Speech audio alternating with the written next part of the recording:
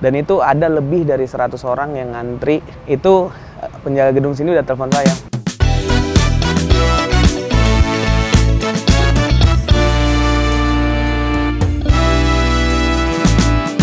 Hai teman-teman, welcome to my YouTube channel.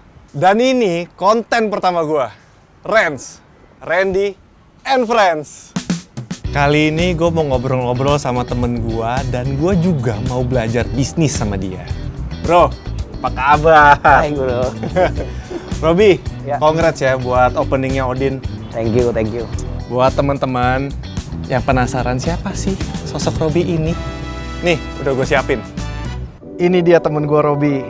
Di umurnya yang masih muda, dia udah punya beberapa bisnis. Dan sekarang gue lagi ada di restorannya, Odin, di daerah Senopati, Jakarta Selatan. Langsung aja yuk, ikutin gue ngobrol bareng Robi. Jadi gini Rob, gue itu yakin pasti teman-teman nih juga penasaran sama elu, kenapa sih elu buka usaha di mana orang-orang itu usaha-usahanya lagi pada tutup, terus mereka lagi merumahkan pegawai-pegawainya, tapi elu malah buka usaha. Yang bikin elu yakin tuh apa? Ya sebenarnya emang semua tahu lah ya, masuk keadaan sekarang itu lagi sulit semuanya. Nah, tapi saya selalu ada keyakinan sih bahwa ekonomi itu pasti akan recover nantinya. Dan industri yang saya jajakin ini adalah di industri F&B, dan itu pasti demand-nya akan selalu ada dan akan terrecover pelan-pelan nanti ke depannya. Nah, tapi yang terpenting dari semua adalah sebenarnya niatnya dulu nih. Nah, niat dan keberanian di awal. Nah, kenapa saya itu selalu bilang kalau lu mau usaha itu harus berani dulu dan harus niat dulu. Niatnya harus baik dulu. Seperti contoh, saya mau cerita sedikit waktu saya mau opening Odin ini, dan itu saya buka open walk-in interview di waktu itu. Saya cuma kasih tahu ke salah satu head floor yang ada di sini. Besoknya saya rencana interview sekitar 2 jam karena kita butuh sekitar 10 sampai 12 orang di sini. 12 orang. Nah, tepat besoknya pas masih jam 11 siang, itu penjaga gedung sini udah telepon saya, "Pak, ini udah pada nungguin nih di bawah." Dan itu ada lebih dari 100 orang yang ngantri untuk interview pekerjaan. 100 orang. Dan rata-rata 90% dari mereka itu adalah yang kena layoff di perusahaan-perusahaan sebelumnya. Oke. Nah, dengan niat baik itu yang bikin saya lebih yakin lagi nih gitu loh. Karena kita niatnya baik, kita bisa menyediakan lapangan kerja juga untuk mereka. Itu pasti nanti usahanya itu akan baik-baik saja sih menurut saya, akan lancar lah. Jadi sebenarnya tuh Odin ini kan yang kemarin gua sempat ngobrol sama lu, ini bukanya itu kan baru 25 Juli kemarin kan? Betul. Yang sebenarnya rencananya tuh Di bulan Maret harusnya. bulan Maret. Yes. Baru-barunya corona masuk ke Indonesia. Iya.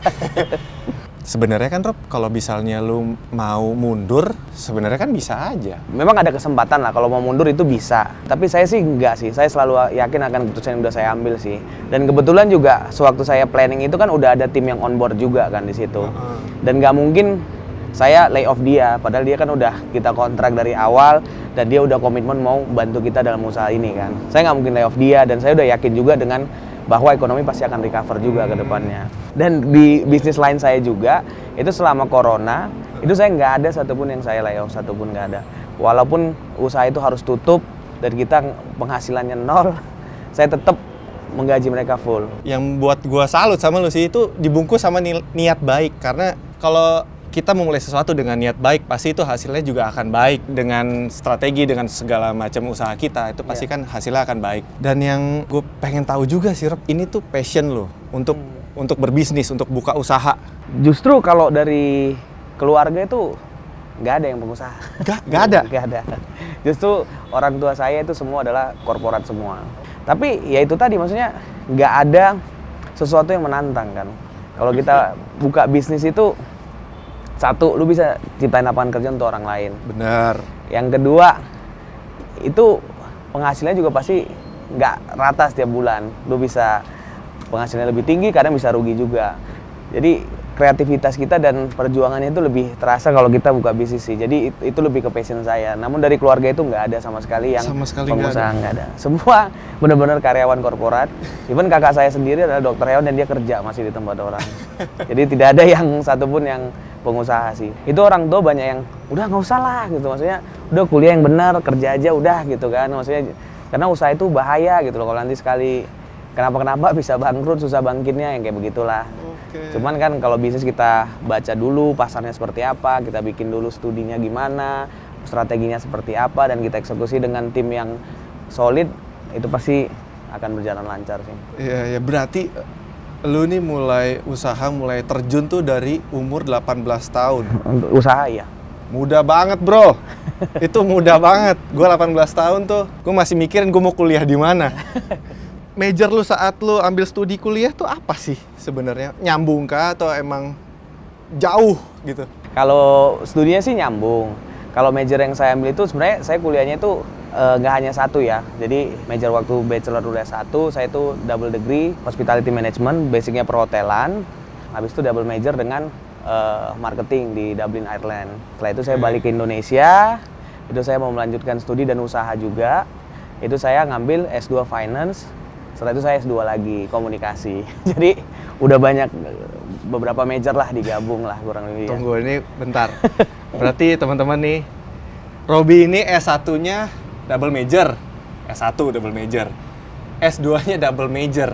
Berapa tahun itu? Itu berapa tahun tuh habisin tuh untuk major segitu banyak sampai? Itu aku habis 8 tahunan lah. Jadi S1 kan double degree 4 tahun. 4 tahun. Terus S2-nya masing-masing 2 tahun. Jadi 8 tahun. 8 tahun belajar. 8 tahun belajar. Ya, jadi kita harus tahu dari segala lini. Makanya saya ada S2 di finance juga supaya kurang lebihnya bisa ngerti di bidang itu, dan marketing untuk bisa tahu gimana strategi pemasaran yang benar seperti apa sih, komunikasi yang tepat seperti apa. Jadi karena background saya juga dulu hospitality, terus saya kebetulan suka kuliner juga, senang makan juga. Nah, akhirnya ya udah saya sama teman-teman gabung, kita bikin Odin untuk restoran Spanish food. Kebetulan karena orang tua saya dari Spanyol juga. Dari perjalanan lu dari umur 18 tahun sampai lu sekarang, pernah nggak sih lu ngalamin masa-masa sulit?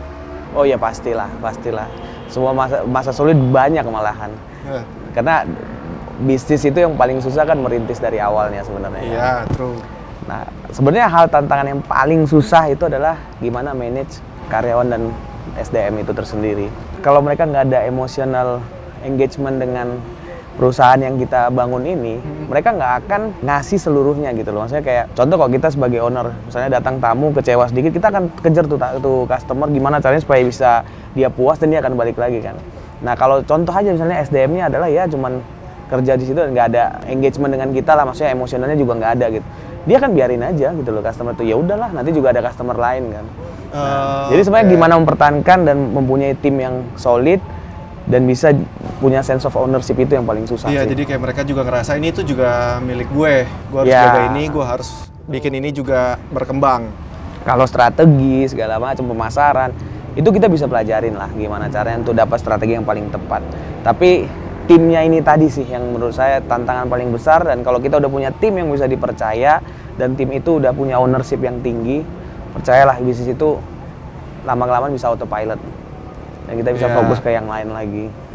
Tapi tadi gue tuh sempat dengar tuh selentingan tadi pas yang pertanyaan gue yang pertama, lu bilang lu tetap menggaji pegawai-pegawai lu yang kerja sama lu di usaha lu yang lain. Itu di usaha selain ini berarti lu barbershop lu ya? Barbershop juga ya. Berarti selama pandemi ini lu masih mempekerjakan mereka? Masih 100% semuanya masih saya pekerjakan. Bagi saya tuh mereka karyawan itu bukan hanya mesin ya yang nih lu misalnya kita kasih salary berapa sebulan, jalanin. Enggak. Kenapa enggak sekarang waktu mereka butuh kita nggak ada gitu loh. Nah di situ peran kita harus bisa mengayomi karyawan itu seperti apa. Barbershop lu itu kan yang gue tahu itu ada di Medan, Siantar, sama Jakarta. Satu lagi tuh di Jakarta tuh di Kelapa Gading kan, deket rumah gue kan. Betul. Itu tiga-tiganya semuanya.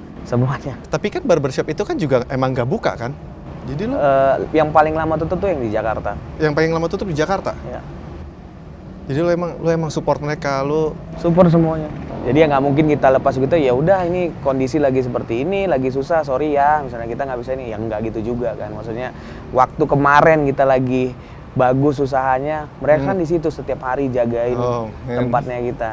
Nah sekarang waktu mereka butuh kita harus ada di situ. Ah ini jarang banget nih. Enggak, serius. Maksud gua gini loh. Soalnya gini, ini kan pandemi ini kan sebenarnya panjang nih. Ini udah panjang. kalau misalnya dihitung ini udah 6 bulan. Tapi yang gue salut dari lu, ada kata-kata lu yang tadi, karena mereka udah memberi ke gua, kenapa sih kalau lagi saat susah kita enggak bisa ngembaliin? Itu teman-teman, itu yang bisa dipelajarin tuh dari Robby. Bukan cuma pegawai atau karyawan aja yang harus loyal sama bosnya atau emang atasannya atau emang yang punya usaha, tapi kita sebagai yang punya usaha atau kita yang sebagai bos atau atasan itu harus juga loyal sama karyawannya, sama pegawainya, karena gimana pun juga kan usaha itu bisa maju karena SDM-nya itu sendiri. Value dari SDM-nya itu yang paling penting. Value, karena gimana pun juga usaha lo, brand lo itu semua itu dinilai dari karyawan lo atau pegawai lo tuh berinteraksi sama konsumen-konsumen lu juga kan. Apalagi di bidang jasa seperti saya, bidang jasa itu yang paling penting. Bidang jasa itu paling penting banget. Buat mereka yang baru mau buka bisnis atau mereka yang emang lagi struggle di bisnis nih, yang lagi bertahan di bisnis mereka nih, buat teman-teman yang lagi nonton nih, apa sih pesan-pesan atau motivasi lu, Rob? Kalau untuk yang baru mau buka usaha sih sebenarnya pastinya banyak mikir ya. Aduh, kalau saya jalanin bisa nggak ya? Saya bakal untung nggak ya? Dan kalau misalnya, aduh saya mau usaha tapi nggak ada modalnya. Biasa sih pasti alasan-alasan seperti itu ya. Iya, modal. Nah, cuman sebenarnya kalau kita pikir simpel itu ada jalan keluarnya. Kita bisa jual ide kita ke orang kan. Dan orang yang akan ngasih modal ke kita untuk jalankan bisnis tersebut. Jadi kalau kita nggak punya modalnya, kita harus punya value-nya. Value kita sebagai orang yang mempunyai gagasan atau ide. Betul. Pesan saya adalah lebih fleksibel yang pertama. Dengan adanya situasi seperti ini, kita harus bisa belok dengan cepat. Misalnya usaha kalian banyak di offline channel, harus lebih fleksibel, misalnya lihat ke channel lain, misalnya online, bisa menjual di sana atau enggak, atau pokoknya perubahan strategi itu harus lebih fleksibel dan lebih banyak diskusi juga dengan orang-orang yang udah berpengalaman. Pasti ada jalan keluarnya lah, karena di saat satu pintu tertutup akan ada pintu lain yang terbuka. Amin.